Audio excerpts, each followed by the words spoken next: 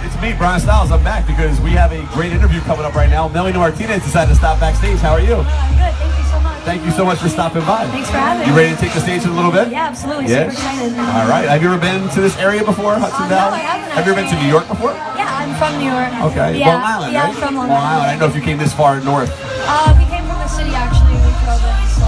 Oh, very nice. Well, welcome to the Hudson Valley. You know, we call this Kfest. It's one of the biggest concerts in Hudson Valley. We do it every June, so feel free to come back whenever you want. Absolutely. I know it's your first time, but trust me when I tell you, and as you've seen with the rain, nothing stops our fans. They hang out all day long.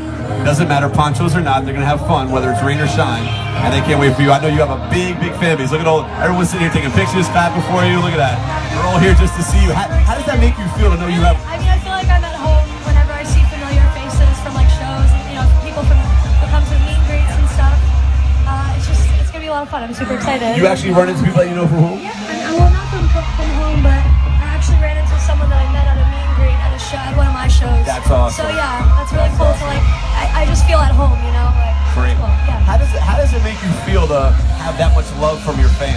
I mean, it's like incredible, and I'm very grateful just for anyone to support my music. I put all of myself into my art and my music, so for people to connect with it and support it means more to me than anything else. When they're singing along to your songs and they know your words, that you poured your heart and soul into writing them, and they know those words.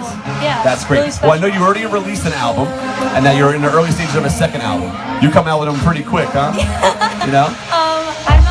I think that next year I'll put out the next album, you know, but I'm not saying what it's called. Or I know exactly. It's almost done. I don't want to say what it is, or but nobody wants to tell me what their albums are called. Everyone's holding back on me today. I mean, it's a secret. I know. I don't like secret. I'm gonna find out by the end of this interview. We're gonna try to sneak it in there for you. So I want to talk about Pity Party, okay?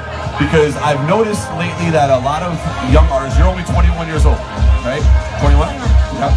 A lot of artists have been sampling much older songs lately. In Pity Party, that It's My Party, and I'll Cry If I Want To, that old school song. Like, I love the fact that someone could take an older song like that and make it relevant and current today. What did you choose that song? Did someone on your label help you with that? No. I write everything, and I choose every little bit. The music, I direct my music, but every single thing that you see is from my brain. Absolutely. All right, so I'm gonna tell you a little secret. Yes.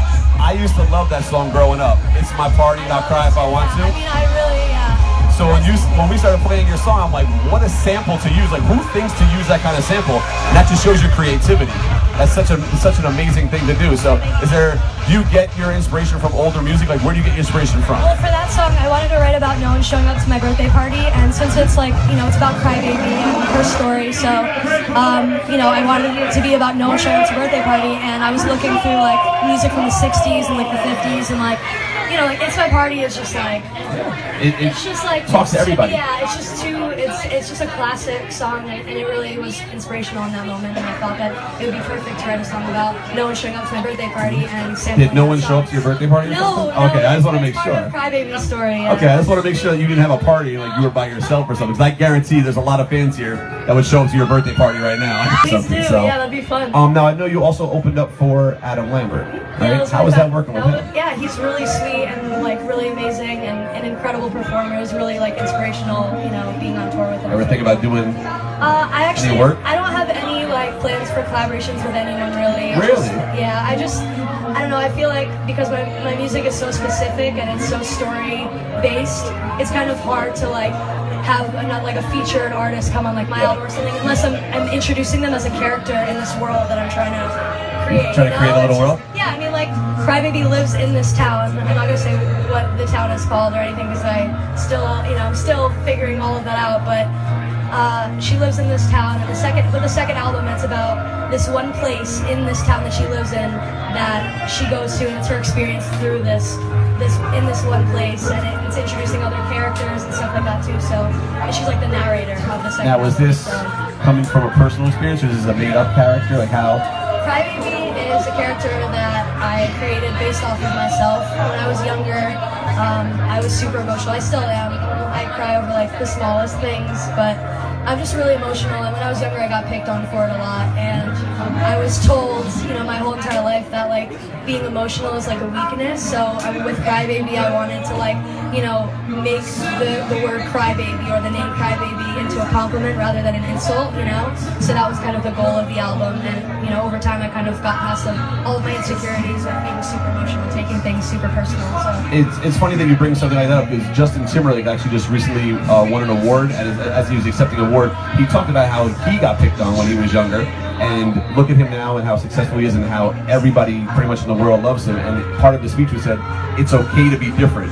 Be different, because being normal, you blend in with everybody else. So I mean, being normal sucks. Yeah, so if you had something to say to your fans or anyone that was listening to you about, you know, them growing up, and if they are being picked on, even if they feel different, is there anything that you want to say to them about that? I mean, stay true to who you are, because in the end, like, you're gonna be laughing, you know? Like, it's like, it hurts so much in the moment, and it's really hard to get past that, but, you know, I think that just growing up helps too. You realize that, like for me, like, I got bullied a lot in high school, and I realize now that, you know, it just doesn't matter. Like, kids are kids, and kids are gonna pick on kids, you know?